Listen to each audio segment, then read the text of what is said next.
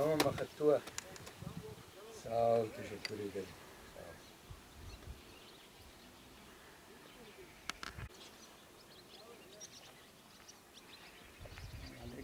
Aleykümselam.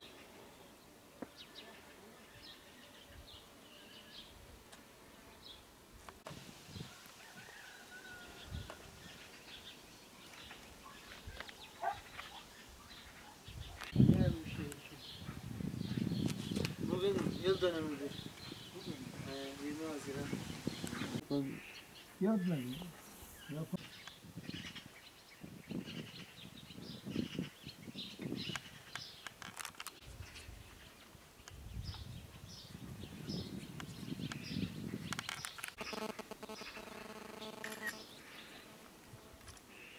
Sahibi, şurada oturun.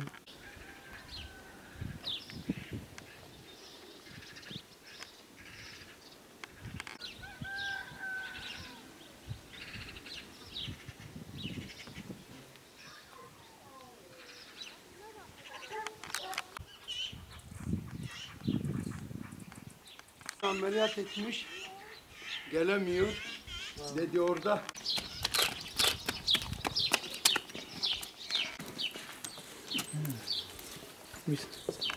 Teröristler bastı, 3 koldan basıldı. Evet. Evin içerisine, köyün içerisine girdi. Çoluk çocuk hayvanları hep yaktılar. Girdiler, ateşe verdiler. Ne hayvanı bıraktılar. Hatta tavuk cücüleri var ya, onları öldürdüler. Vicdansızlıktan ne? Devletten istedik bir şey, herhangi bir şey, ne yardım etti, ne tazminat bir şey vermediler. Ne bir işe, çocuklarımıza ne bir işe verdiler. Biz müracaat ettik boşuna. Benim evimden 17 kişi. Yeter, günahtır. Bizim dinimizde yoktur bu katilamda. Yani bir kişi öldürürse sanki kainat öldürüyor. Evet. Günahtır yani. Yazık bu gençlere. İstemiyoruz yani. Barış istiyoruz. Bundan sonra şeyler olmasın, katilam olmasın. Bu gençlere yazık. Ben sana ne diyeceğim, vicdansızlıktan oluyor. Vicdan olsa adam o katilam yapmazdı. Demek vicdansızlıktan. Allah tanımıyorlar. Vicdansızlık işte. Acı yani unutulmaz yani. Ölüme kadar bu unutulmaz bu olaydı. Adam bir tokat atıyor mesela, bir adama ölüme kadar o tokat yani unutmuyor. Yani bu unutulmaz bir acı bir olaydı. Neden unutmuyoruz? Ölüme kadar bizim gözlerimiz önündedir. Biz nasıl unutacağız? Unutmuyoruz işte. Hiçbir hak tanımamışlar. Bize hakkımıza yediler. Derdim Ankara'ya. Sosyal hizmet. Bu Fatma Şahin mi nedir diyor. Bu görevdeki hanımı şehit olanları maaşa bağlıyorlar. Bana şeyden geliyor. Sosyal hizmet Ankara'da diyor. Kapsam dişi. Bu kapsam dişi nedir ya? Bunlar şehit değil mi?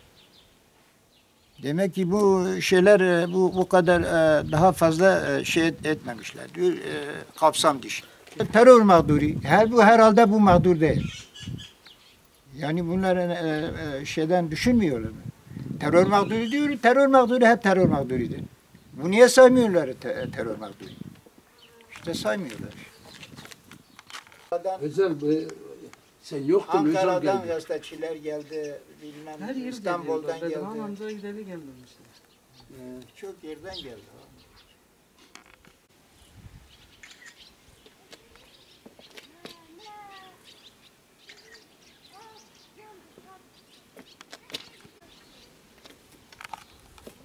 Mesela Ercan Yavuz var bizim durumumuzda, o da aynen. Onun da resmi nikah olmadığı için çocuk bir işe giremedi. Sıdık'ın çocukları, Yapın çocuklar.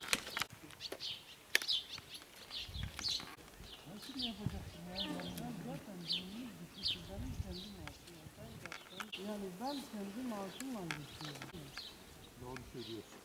Biliyorsun bizim öğrencilerin